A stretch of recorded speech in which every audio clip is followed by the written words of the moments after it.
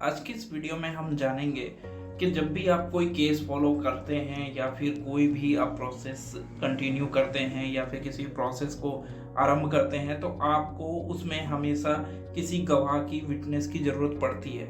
तो आज की इस वीडियो में हम स्पेशल यही जानेंगे कि आप विटनेस किससे बना सकते हैं और किस किस प्रोसेस के दौरान बना सकते हैं और कौन आपका विटनेस हो सकता है और कौन नहीं हो सकता। क्योंकि इससे रिलेटिव मेरे पास कई बार कमेंट आए हैं और आज भी एक कमेंट आया था जिसके ऊपर मैंने सोचा एक वीडियो बनाना आवश्यक है ताकि एक बार इसमें स्पेशल हम इस बात को कंप्लीट कर दें, क्लियर कर दें, डाउट सारे ख़त्म कर दें कि आपको किसे अपना विटनेस बनाना चाहिए और किसे नहीं, और गलत विटनेस बन जाने से क्या होता है। तो इन सभी को आज हम कवर करेंगे। आइए एक बार कमेंट देख लेते हैं।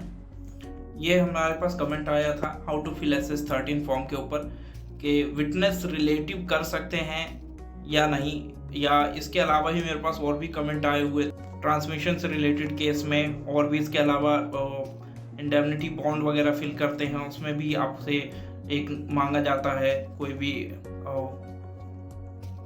विटनेसेस। तो विटनेस की ज़रूरत हर जगह पड़ती है। तो इसमें जैसा इन्होंने पूछा है रिलेटिव को कर सकते हैं, तो मैं बताना चाहूँगा कि आप कभी भी जब भी आप कोई भी प्रोसेस फॉलो करें और जिसमें आपसे कोई गवाह या विटनेस मांगा जाए तो उसमें आप ब्लड रिलेटिव को नहीं मेंशन करेंगे।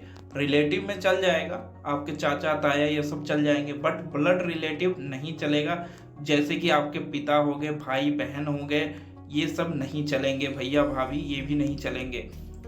जैसे ताऊ का कोई आपका लड़का हो गया वो चल जाएगा, मतलब जो कि आपके डायरेक्टली ब्लड रिलेशन में नहीं है वो व्यक्ति, और वो इसमें वो व्यक्ति भी शामिल है साथ। एक तो ये हो गया कि आपके ब्लड रिलेटिव में नहीं होना चाहिए, दूसरा ये होगा कि वो व्यक्ति जिसको आप बना रहे हैं उसकी कम से कम 30,000 या 25,000 से ऊपर उसकी इनकम होनी चाहिए, किसी भी सोर्स से हो वो होनी चाहिए। इसमें पेंशनर्स भी आ जाते हैं। कई बार पूछा जाता है कि हम कोई रिटायर पर्सन है क्या हम उसको बना सकते हैं, तो बिल्कुल बना सकते हैं। यदि उसकी पेंशन 30-35 हज़ार से ऊपर आती है या 25,000 से ऊपर आती है तो आप उसे बना सकते हैं, इसमें कोई इशू नहीं आता है। बट एक बार पेंशनर के केस में आप अपने रजिस्ट्रार से ज़रूर कंफर्म कर लीजिएगा, कांटेक्ट कर लीजिएगा, क्योंकि कुछ रजिस्ट्रार इसको डिनाई कर देते हैं और कुछ में ये एप्लीकेबल होता है।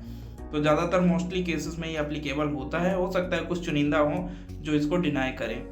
तो दोस्तों आपको समझ में आ गया होगा कि किसको आपको बनाना है और किसको नहीं बनाना है। यदि किसी केस में आप गलत विटनेसेस बना देते हैं तो उस केस में वो आपका रिजेक्ट हो जाता है आपके ब्लड रिलेटिव में, क्योंकि अगर मान लीजिए ट्रांसमिशन का केस है तो आपसे उसमें इंडेमनिटी भरवाई जाती है, रिलेशंस मांगे जाते हैं, और कहीं ना कहीं वो आपका उभर कर सामने आ जाता है कि ये से किसी न किसी तरीके से ब्लड रिलेटिव है, तो वो आपका फॉर्म वहीं पर रिजेक्ट हो जाता है और आपको दोबारा फॉर्म भरने के लिए एक रिजेक्शन लेटर जारी कर दिया जाता है। तो इस बात का खास ध्यान रखें, और आप जब भी ब्लड रिलेटिव में दें कोशिश करें कि आपका ब्लड रिलेटिव ना हो और उसकी सैलरी है, इनकम है, जो भी है वो 25 या 30 या 35,000 से ऊपर हो। तो आज की वीडियो में इतना ही दोस्तों, मिलते हैं एक और नई वीडियो में एक और नई किसी इंटरेस्टिंग टॉपिक या कमेंट के साथ। तब तक के लिए धन्यवाद।